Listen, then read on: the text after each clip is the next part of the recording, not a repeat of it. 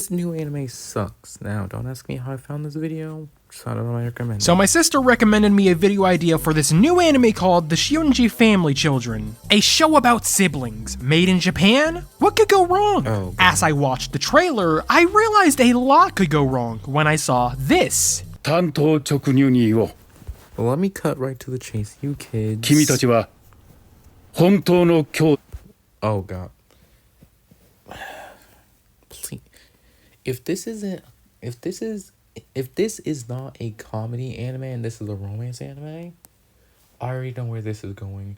This is gonna be like a quintessential quintuplets thing type of deal where it's like, the main character gets like 5 different choices, and then he chooses the most random. I'm sorry.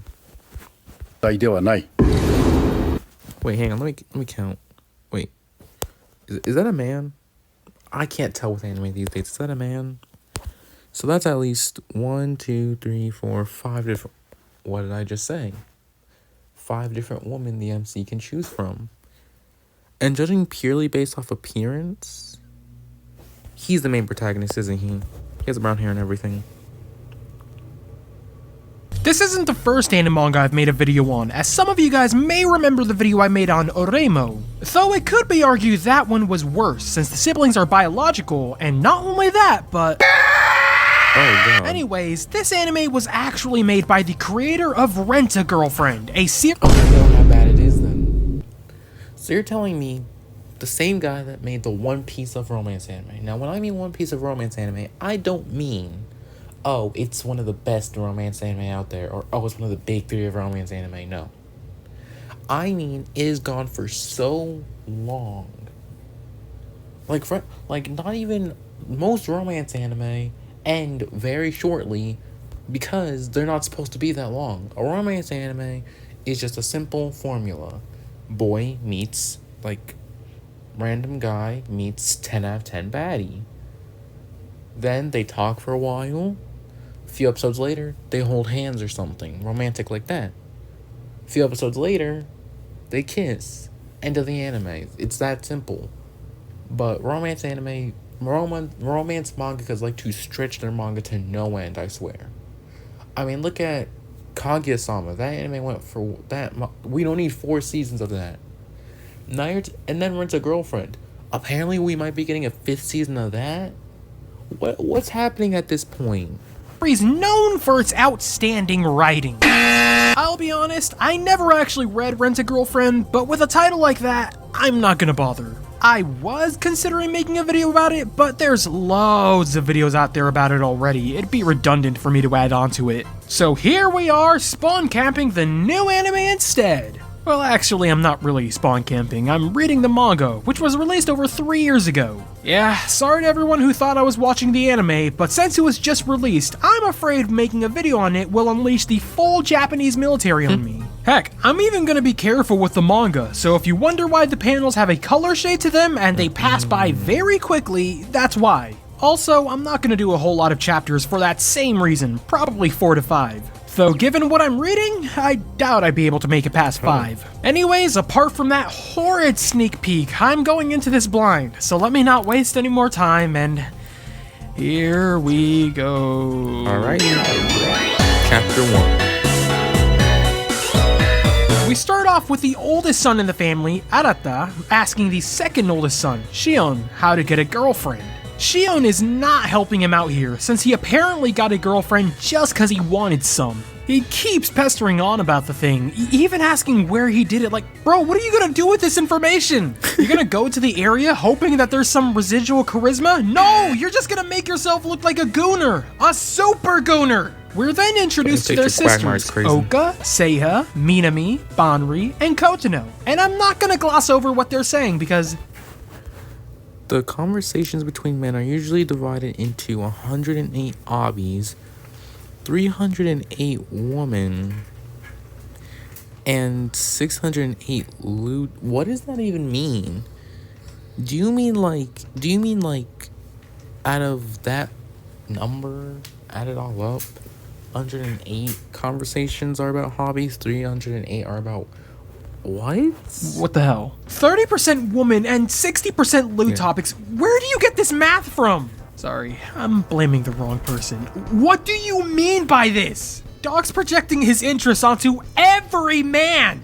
Listen here, some of us don't goon, some others goon in moderation. But I tell you what, no matter what, that doesn't lead to us having the majority of our conversations being about lewd topics! Right. 60%, golly. What kind of conversations does this guy get to on a day-to-day basis? You ever accidentally masturbate to young pictures of your mom? What?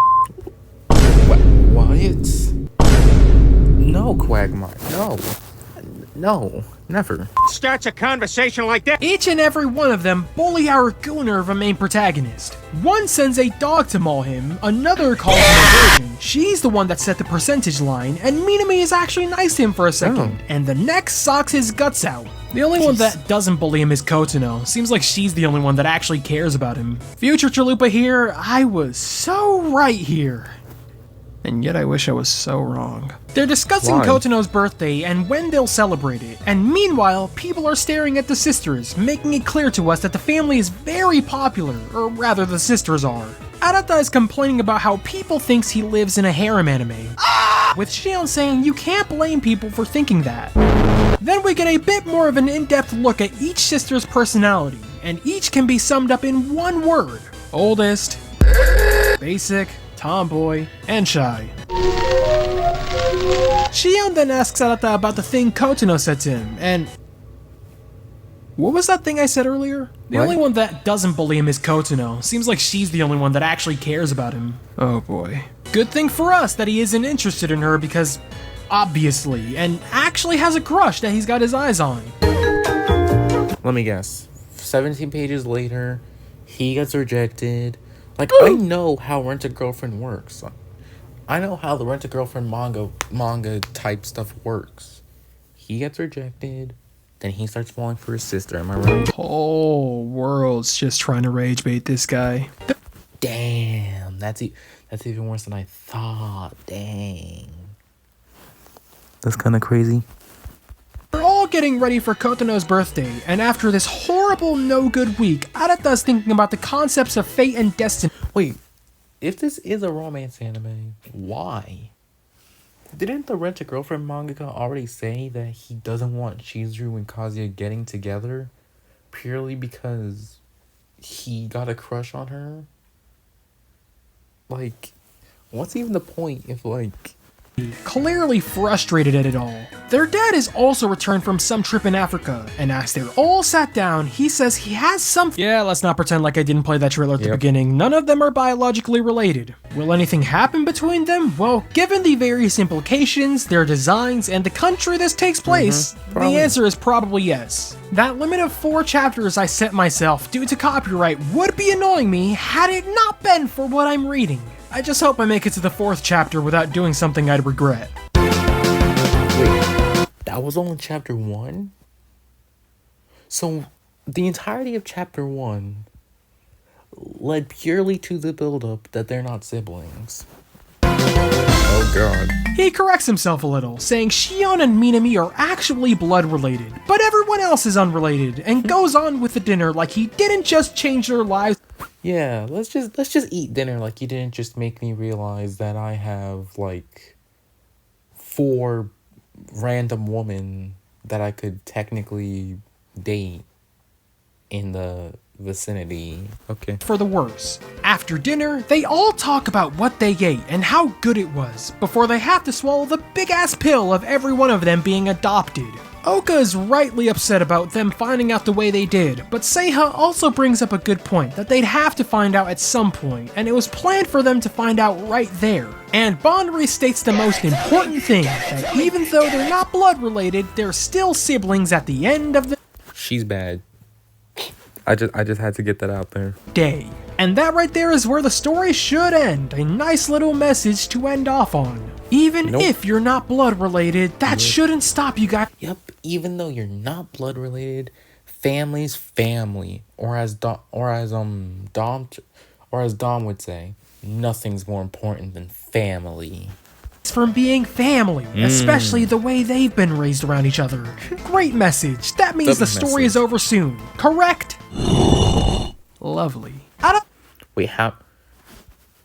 Why?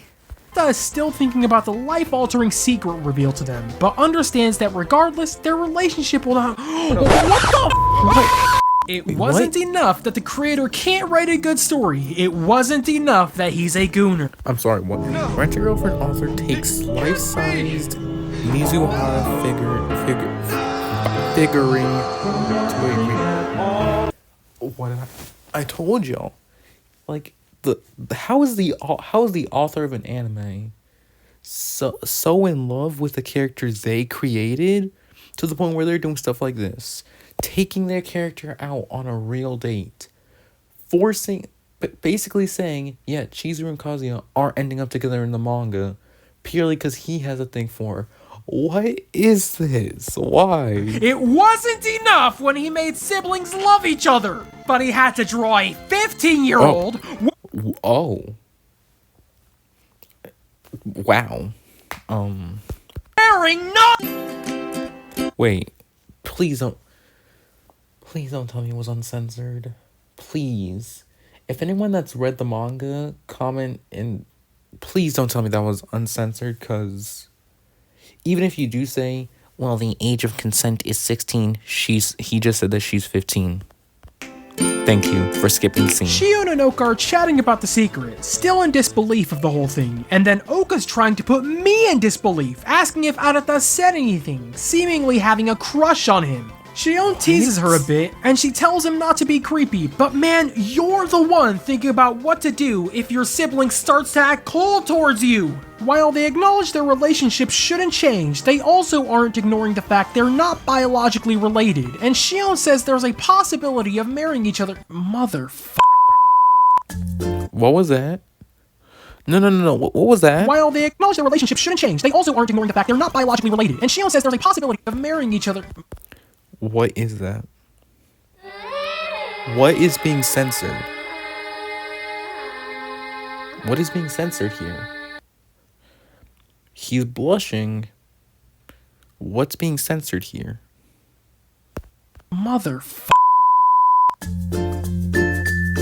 Please tell me chapter 3 is What? Oka is telling Shion to stop suggesting something as gross as romantic love between siblings. She asks about the incident with Kotono, curious on what actually happened, and gives the correct response when she learns what happened. But apparently, the incident was worse than we initially thought, because she tried to hug him, and for some reason, instead of running away, he tried stopping her forcefully, and look at the position. I have to think. One thing I never understood when it came to romance, because this mainly happens in romance, anime, and manga. How do you get into that position? Like, have I just not found my main heroine yet? Because how do you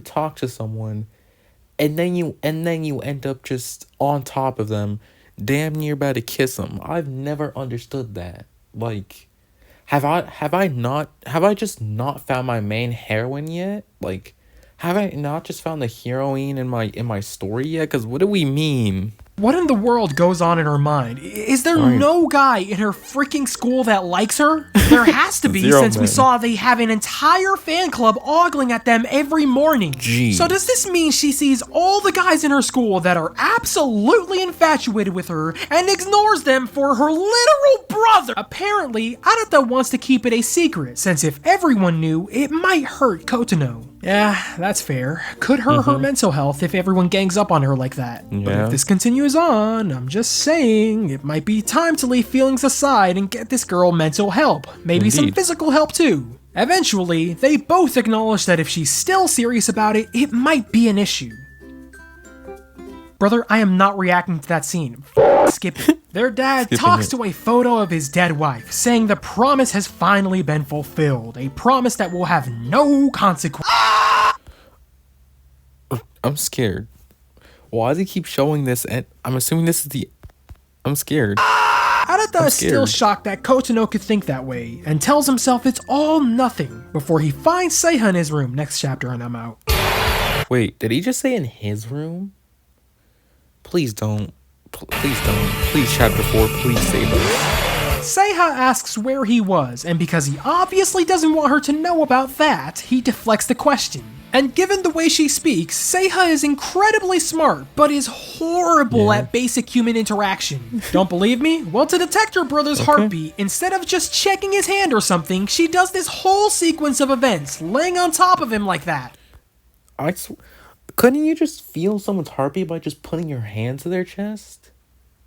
Like you could just feel their heartbeat by just touching his chest. You don't have to sit like this. You don't have to do this. You know that, right? And apparently, she was doing so because she saw the whole incident with Kotono and wanted to see if there was any abnormality. Again, why in romance anime does tons of scenes always end up with a female in this position? Like, am I just not a main character? Have I just not found my main female protagonist yet? Because why? Like, why does this always happen? Like, does this happen in real life? Can this happen in real life? With his pulse. Correct me if I'm wrong, but doesn't this make her a textbook definition psychopath? Yeah. She has abnormal social behavior, like doing all this just to see if he had an abnormal pulse with a lack of regard for her actions. Man, why am I even doing this? I'm giving depth to a character made by an author that clearly doesn't care. Well, maybe he does care. Cares about drawing naked models. She basically warns Arata that now that they're not biologically related, Kotono has less reason to care that they're siblings and might still pursue him. And when she leaves the room, unfortunately for Arata, she might stop caring too. Oh hey, that's the end of chapter 4, meaning if I go any further, I may get copyrighted. Oh no! Dang it. Darn, now I've gotta end the video. Video after video. I contemplate my life choices that led up to this moment, and I also wonder why I haven't worked on the CCU, my passion project. Work on something that doesn't have me aging 3 times as fast. Alright, I shouldn't have to point out what's wrong with it, but it's a formality. Characters are boring, nothing about these characters scream.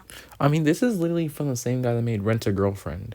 I haven't watched it myself, but I do know that, like, there's, like, no depth to any of the characters. From what I know of the show, Kazuya is just a down bad guy who's been renting Chizu for like a year now and nothing's happened between them. Then there's his ex-girlfriend, which for some reason is part of the harem, as if they're gonna get back together. There's that there's that chick with the short black hair that's his best friend. Then there's that quiet pink-haired girl. And then that's all I know about Rent-A-Girlfriend. Other than that, I know quite literally nothing. Except the fact that most of the characters have little to no depth to them, besides being, I can summarize them in 2 sentences. Oh my gosh, I wonder what's gonna happen to them on the next chapter. Right. You already know what's gonna happen. They're painfully predictable. They're also very basic. I feel like I've seen these characters plenty of times in other anime. Now don't get it twisted, sticking to a character archetype isn't inherently wrong. They're archetypes for a reason, because they work. But you have to add something to these characters to make me want to care for them in some way. Take Kotono for example. Like I said earlier, I feel like I've seen her character in other anime already, and said other anime probably... That's true. That's true.